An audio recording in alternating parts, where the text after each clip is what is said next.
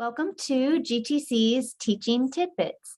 Each episode, we explore a teaching technique, tip, practice, or idea from faculty for faculty. And today we have joining us from speech communication, Bobbi Lee. Welcome, Bobbi.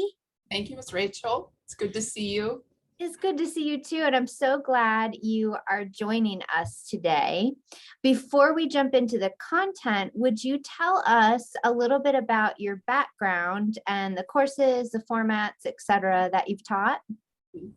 I've been teaching for 28 years and public speaking and speech communication classes and some interpersonal.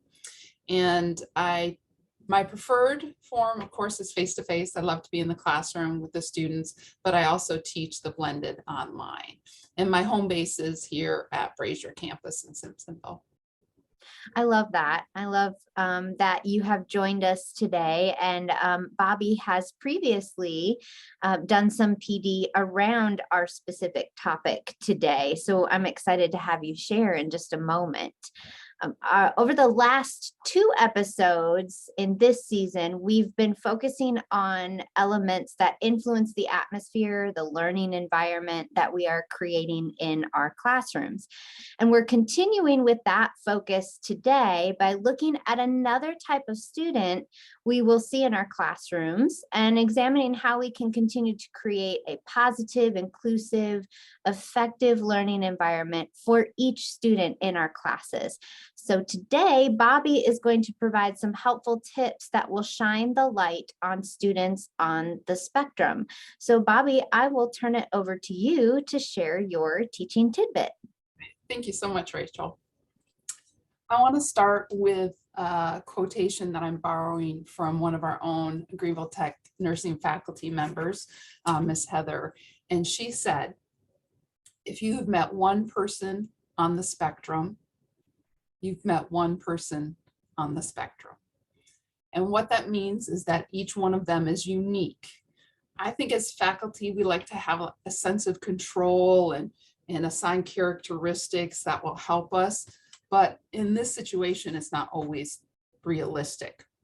So my goal for you this morning in this episode is to share three aspects that can help you navigate with students on the spectrum in your classroom. And those three aspects are first, recognition, second, organization, and then thirdly, tone. So let's go ahead and talk about recognition. I've been teaching here at Greenville Tech this is my 21st year. I have found in the past 5 to 7 years, I've had more students on the spectrum than ever before. They're being very successful graduating high school. They're being encouraged to go on to take college classes with our charter high schools, really amazing work with the high schools. And so they're being put in college classes, which is wonderful. And so with the recognition, just expecting that you may and probably will have students on the spectrum in your classroom. And they are not necessarily going to self-report. Very rarely do I have a student who self-reports. So just to be aware of it. And then also I go in on the first day, just open and flexible for whatever may happen. Just like any first day, we don't know what to expect. If I've had a student on the spectrum in a first day of class and it really changed the tone in terms of some behavior issues and lots of interrupting and lots of questions, but I did my best to be flexible, just like I would with any other student. And just having that kind of recognition, they may be in my class, I'm going to do the best that I can prepare and go forward. So that's the recognition. We're going to have students and we're going to do our best. And then that's what I want to move next to is doing our best with organization. With organization, it is very helpful for students on the spectrum to have clear, concise assignments, to have activities that are well explained, particularly if you're getting in groups, to have clear goals or a clear mission.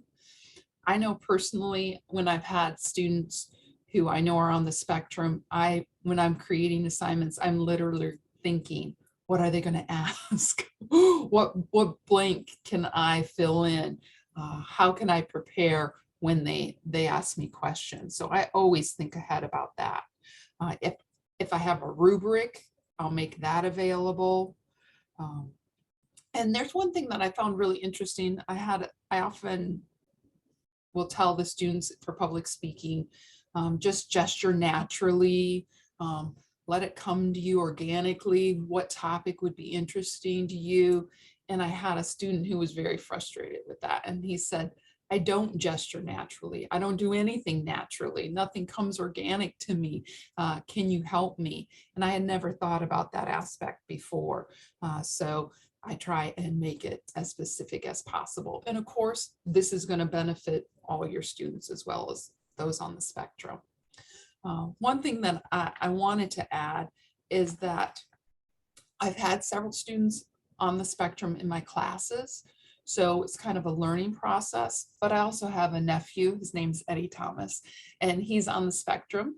He is 17 years old and he's a junior in high school. He lives in Michigan and takes high school classes, but he also takes college classes for the past year. And so of course, this is a wonderful source for me. And so I specifically asked him, I said, Eddie, what can your professors do to help you be more successful in the classroom?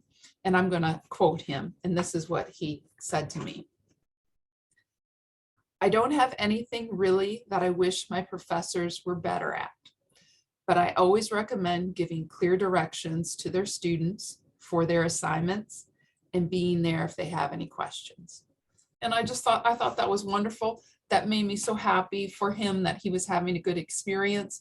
And I feel like here at Greenville Tech, I think that we do that. I think we all work very hard for our organization. So we've got recognizing the students are going to be in our classes, organization, really thinking ahead of time about what they may need help with.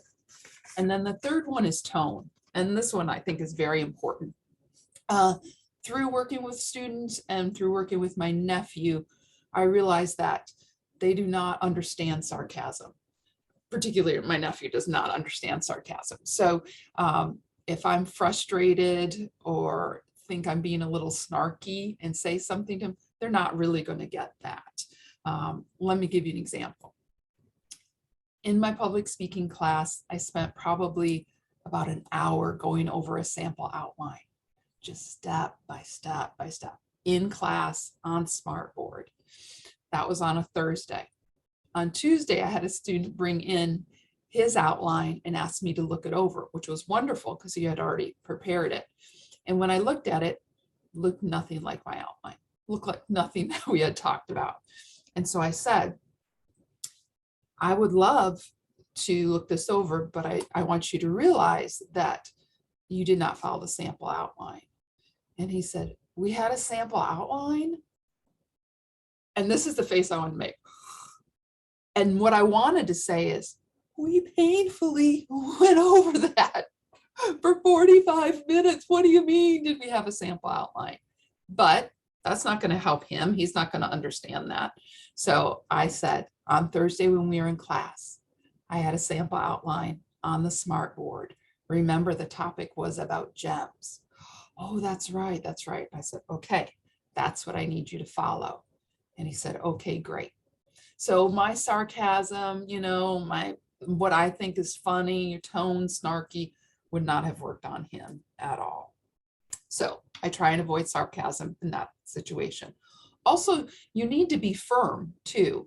I had a student that had a lot of interruptive behavior, so interrupted me a lot. Also didn't mind telling me that they didn't think an activity was fun or they had a better way to do it, which was hard for me. So I realized that with this particular student, I would say, it's not appropriate for you to say that to me. I've created this activity for all the students, and just be firm with them. And you can do that. Sometimes it's surprising because as professors, I don't think we expect to be challenged, but be firm with them, and they'll appreciate that their feelings won't be hurt. But you need to get the message across in clear, plain language. And then also be patient, be really patient. And this one's tough too.